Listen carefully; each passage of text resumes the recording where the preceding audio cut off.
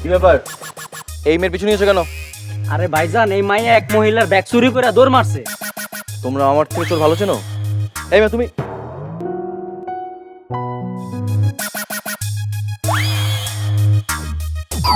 আরে নাদিয়া, তুই তো পাক্কা শুন নিয়ে গেছস।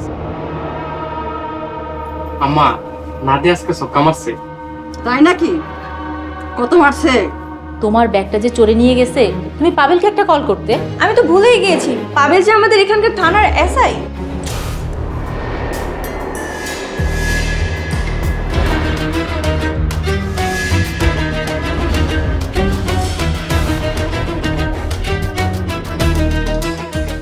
আজকে একটা বড় দান মারুম। হ্যাঁ, এই ছোটখাটো শুরু কইরা আর পোষাইটা চাপ।